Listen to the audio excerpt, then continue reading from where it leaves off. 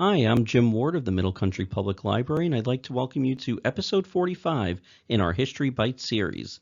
Today we will discuss when the world nearly came to nuclear war during the Cuban Missile Crisis in October 1962. After seizing power in the Caribbean island nation of Cuba in 1959, leftist revolutionary leader Fidel Castro aligned himself with the Soviet Union. Under Castro, Cuba grew dependent on the Soviets for military and economic aid. During this time, the US and the Soviets and their respective allies were engaged in the Cold War, an ongoing series of largely political and economic clashes.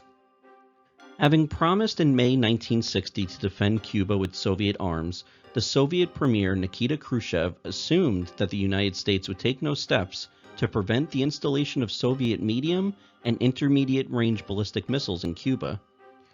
Such missiles could hit much of the eastern United States within a few minutes if launched from Cuba. The United States learned in July 1962 that the Soviet Union had begun missile shipments to Cuba.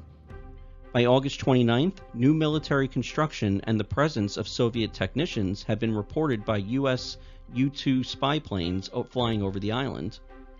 The two superpowers plunged into one of their biggest Cold War confrontations after the pilot of an American U-2 spy plane piloted by Major Richard Heiser making a high-altitude pass over Cuba on October 14, 1962, photographed a Soviet SS-4 medium-range ballistic missile being assembled for installation. Soviet leader Nikita Khrushchev had gambled on sending the missiles to Cuba with the specific goal of increasing his nation's nuclear strike capability. The Soviets had long felt uneasy about the number of nuclear weapons that were targeted at them from sites in Western Europe and Turkey, and they saw the deployment of missiles in Cuba as a way to level the playing field. Another key factor in the Soviet missile scheme was the hostile relationship between the US and Cuba. The Kennedy administration had already launched one attack on the island, the failed Bay of Pigs invasion in 1961, and Castro and Khrushchev saw the missiles as a means of deterring further U.S. aggression. President John F. Kennedy created the Executive Committee of the National Security Council, or EXCOM, after the failure of the Bay of Pigs invasion in 1961. He called them together on October 16th, and for nearly the next 2 weeks, the president and his team wrestled with a diplomatic crisis of epic proportions, as did their counterparts in the Soviet Union. During the Cuban Missile Crisis in 1962, the president did not accept the advice of some of EXCOM's most prominent members and other advisors, including Dean Acheson, Douglas Dillon, John McCone, Maxwell Taylor, McGeorge Bundy, and Air Force General Curtis LeMay, all of whom at some point opposed the blockade in favor of military action. The President and EXCOM determined that the presence of Soviet missiles in Cuba was unacceptable. The challenge facing them was to orchestrate their removal without initiating a wider conflict and possibly a nuclear war. In deliberations that stretched on for nearly a week, they came up with a variety of options, including a bombing attack on the missile sites and a full-scale invasion of Cuba. Despite their mutual interest in deposing Fidel Castro's communist government, the chiefs and the president viewed the crisis differently. The chief's objective was to be in the best position to fight a war, while the president's aim was to select the strategy that was least likely to start a war. The chiefs assumed that a prompt military response, bombing and invasion, would coerce the Soviets, but the president believed it would provoke them to respond in kind. Quote, "They can't let us take out their missiles, kill a lot of Russians, and not do anything," end quote. But Kennedy ultimately decided on a more measured approach. First, he would employ the U.S. Navy to establish a blockade or quarantine of the island to prevent the Soviets from delivering additional missiles and military equipment. Second, he would deliver an ultimatum that the existing missiles be removed.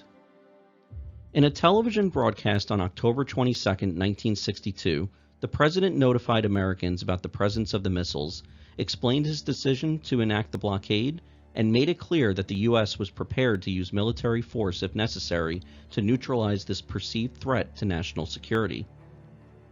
Following this public declaration, people around the world nervously waited for the Soviet response.